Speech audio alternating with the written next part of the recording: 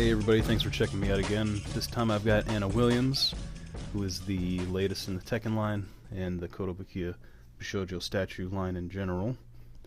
There's Shunya's illustration there. Shunya Yamashita, of course, designs all these Bishoujo statues, and there is his illustration that this one in particular is based on. There is Anna, a couple pictures of the statue itself. There is a little brief rundown about the statue. Read that if you like. Available now, Nina Williams. No coming soon in the Tekken line, so that's interesting. We'll see if they announce something at Comic-Con coming up in the next couple days here.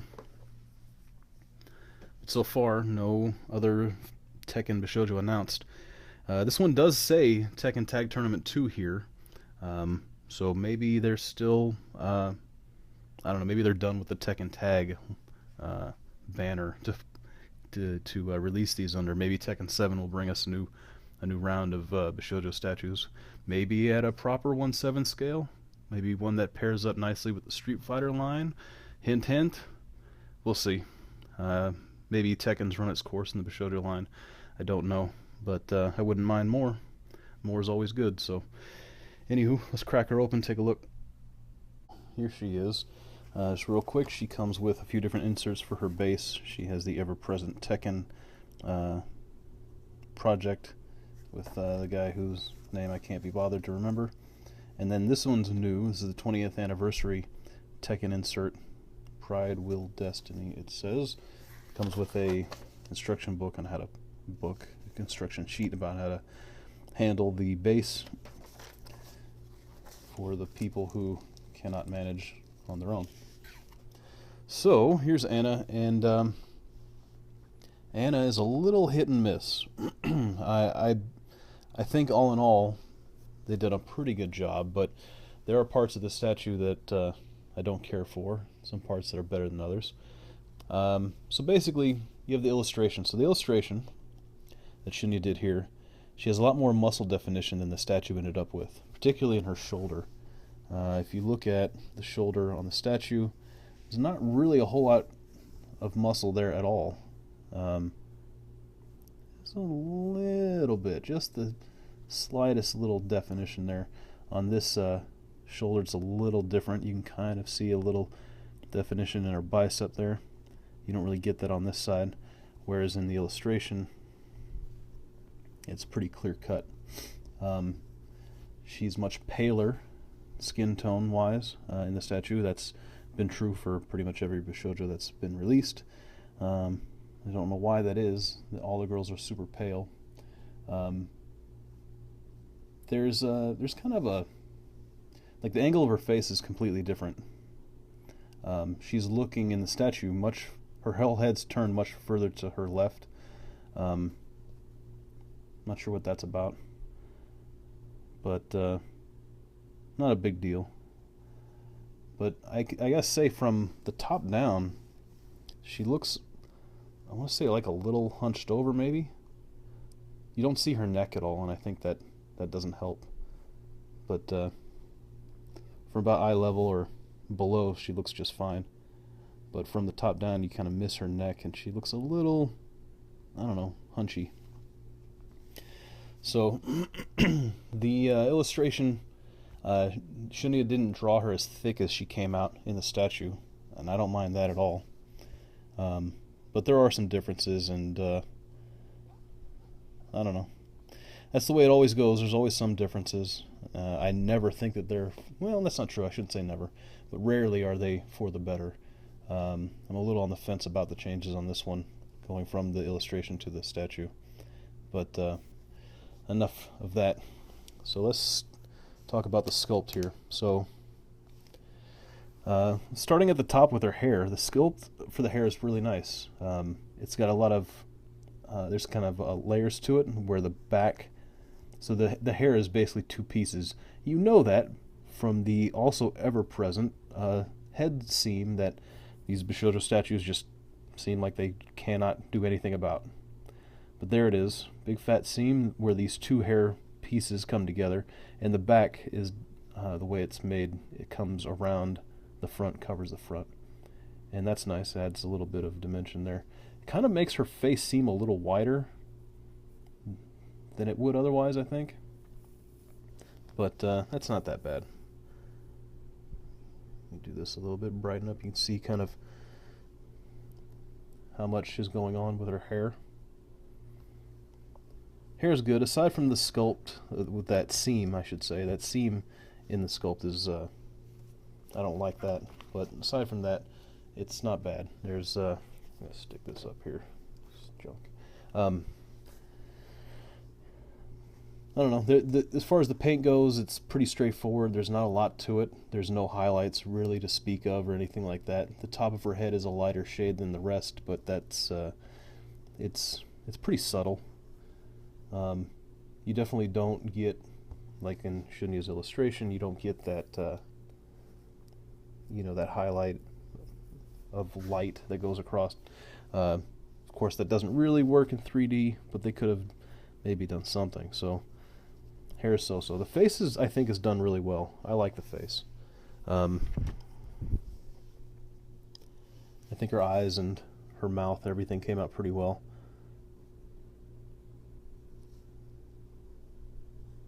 I'm seeing it more in the video on my phone here on the screen a little better than I can see by looking at it. But it seems like she has some color around her eyes, maybe some eyeshadow, maybe some pink.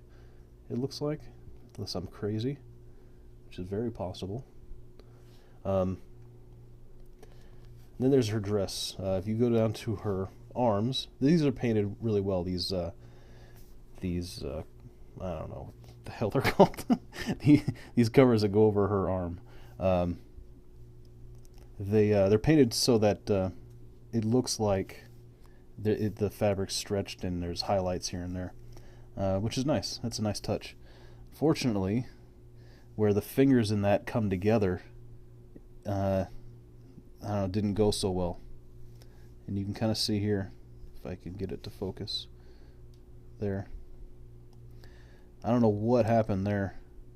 Her finger looks like it's, I don't know, I'm not sure if it's supposed to be like that, if it's supposed to cross over this other finger like that, but it definitely looks like it's not really plugged on there all the way. And that's kind of a bummer. The same is on her other hand, except it looks like they pulled it off just fine. There's not really a gap there. But yeah, this is the parts where I think they missed. And I don't know. I'm not sure what that means for Koto. So far, I haven't had too big a problem with Koto's craftsmanship. Like, most of the stuff that they make seems to work out pretty well. There are a couple of figures that'll pop up with some flaws. I'm hoping that is the case for mine when it comes to her little cleavage piece here. I don't know if I'm going to be able to get this exactly on video. Here, let me try to zoom in a little bit. Maybe get an idea of what I'm talking about. So there is a edge to her dress that's colored pink. And on this side, her boob, that piece of that sculpt, is laying on top of that. You can see it there. And that's not a good look. I tried pressing on it a little bit. I feel like I improved it a little bit by kind of pressing it down, but it really isn't getting too much better. So you can see the difference. It's right here between this side and the other. That's another one of these kind of craftsmanship type issues where I don't know, but I think that this breast piece, this cleavage piece, is laid in to the rest of the body around the dress. I think it just drops in there, and it didn't drop in all the way on the right side. Well, on her left side. So that's kind of a bummer. Sitting on this shelf, you're probably not going to notice anything like that. I mean, if she's looking at you there, you're not really going to notice that, but there it is anyway. Another little thing I didn't care too much for is that right where this strap from her garter comes down, there's some, I think, glue maybe left over. It's kind of discolored there, and that's not really a good look.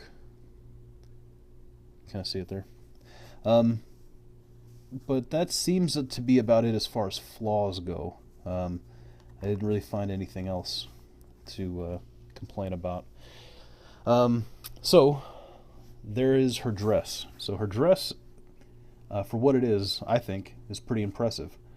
This is one of these things that really looks better under lights than on screen, but there is a lot of depth in the color to her dress, especially, you can see it here in her abs, how there's some shading colored in there. And pretty much everywhere that the fabric would be kind of deepest, it's darker, and I think it came out really, really well. The thing is, though, Anna doesn't, I don't think, rock just a plain red dress ever at any point. All of her dresses have very intricate patterns on them, and Koto, I don't think, was up to the task there. So I might be crazy, but I want to say that Shunya actually had a drawing of Anna with a dress with a pattern on it, but I could be making things up. At any rate, they didn't put that on there. There is no intricate pattern; it's just a solid color. But like I say, what they do have here is pretty nice. So it's kind of a pinkish red, and there is a metallic quality to it. You kind of see how where it's thinner, it gets a little more reflective, which is pretty nice. That is not present on her arms. So definite, different material is implied there. The inside here, it's very brilliant gold. It looks really good. There is a pretty visible seam here. The dress has a seam, it's supposed to have a seam, and it kind of lines up with where the seam should be, but at the same time, that's clearly not a dress seam. That's just a seam in the plastic, and that's a little undesirable as well. But given that the dress has a seam in that location, I can't really complain too much. I'll give them a pass on that. But the underside here, the inside of the dress is very nice. That gold, it really pops out. Of course, she has the cloth fishnet stockings. I don't know if cloth is the right word, but it is not plastic and it's not paint. So that's nice. This is what Freddie has on her leg, or her one leg. And then you have the shoes, and the shoes kind of match the dress with that paint. It doesn't really vary as much in color, as it's not rippling or anything like that, these shoes, but it does look like it is the same paint job, basically. These little, I don't know, ankle bracelets, whatever they are, they were just kind of a basic red. I don't know. No, they seem to have the same kind of paint job on them, too. I can see some highlights in them. Now, yeah. They did fix the issue with her feet. I know that they posted initially, I think on Facebook, pictures of her, some of the close-up ones, and they had a picture of her shoes, and the fishnet was really baggy around her foot. It didn't look good, but they fixed that. No issues there. So she does have kind of a garter here that lays into her hip, which is nice. It kind of lays flush there. That's a nice touch. She is wearing black panties, for those who were wondering. Wonder no more. If I can get it to focus. There actually is some texture on these. You can kind of see them bunched up a little bit, which is kind of interesting. I don't know if that's a first or not. I'd have to go back and gaze into all of these statues' crotches to know for sure, but there's definitely some texture going on there, and I don't know, I could be crazy, but there might actually be some texture around the edge of them. I don't know, it's kind of hard to tell. My eyesight isn't perfect, but who knows. You'll have to get one for yourself and and gaze into them and and see. As far as the base goes, it's the typical Tekken base. I put the art insert in mine. She has a pretty flat foot, but she won't stand on her own. The dress adds too much bulk on her right side, so she just will fall over. So no go on the standing without the base. But she seems to fit into the base well enough. I think if you shake it hard enough, you'll probably get it to pop off. So that's not bad. It took some doing, but it eventually popped off. That, I would imagine, is probably going to vary a little bit from one figure to the next. And hopefully so do the problems with like her finger and her cleavage. Hopefully that's not widespread. I'm a little, I'm not thrilled that I ended up with that, but that's how it goes sometimes. You can't win them all. All in all, though, I think she's pretty nice. I would have, of course, liked to have the pattern on the dress like she typically has in all the games, but she came out well enough. I like that she's pretty thick. Her thighs are pretty thick. So is her butt, and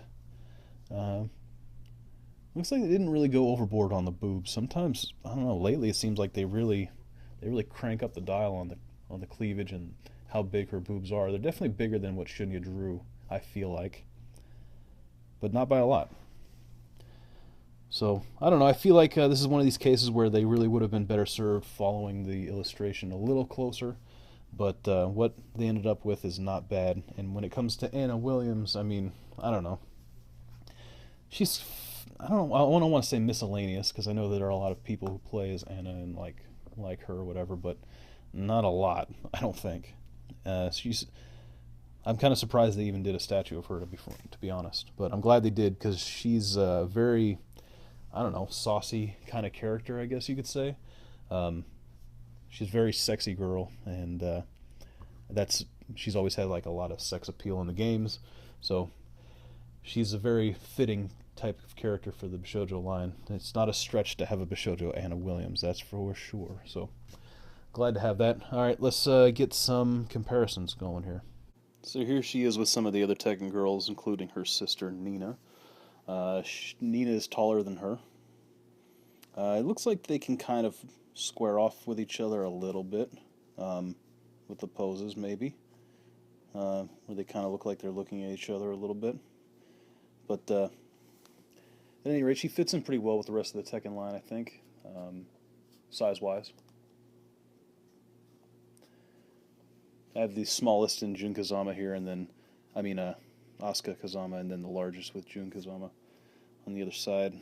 And I think Jun Kazama still is the biggest of the Tekken girls, and I think probably still my favorite. Even though she's not my favorite character, they did a really good job with that statue. So glad to have Anna. I don't know that I would recommend her. The character itself, she's a little miscellaneous, I think, in my opinion. And if this is a common problem with the finger and the cleavage, maybe you could pass this one up. I don't know. But if you're on the fence, maybe take a look at, if you can get a look at the figure before you buy it. That might be a good idea. Maybe wait until it pops up at a local comic shop. That might be the way to go. But on the plus side, she's pretty thick, very curvy, and the dress, even though it's lacking the detail that she typically has, does look pretty good. But for me, I'm just gonna buy all the Bishoujo, so they have to be a pretty bad stinker for me to pass. I wouldn't call her that. I think she came out pretty well for the most part. So there you are.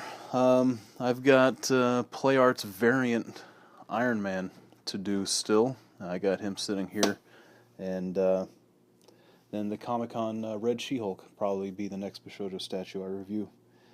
So looking forward to Comic-Con, waiting to see what they announce as far as Bishoujo goes. I really hope that the Metal Gear Sniper Wolf is still on and that they haven't canceled it. With all the weird stuff that's gone on with Konami, who knows? But should be interesting. Very excited for that. As far as I am concerned, I think all is well over here. Nothing's changed. Thank you for my new subscribers. Glad to have you aboard. Thanks for checking me out. Remember to subscribe if you haven't yet. Like my videos. Share them in places where you think people whose standards are as low as yours and would tolerate this nonsense. And I'll see you on the next one.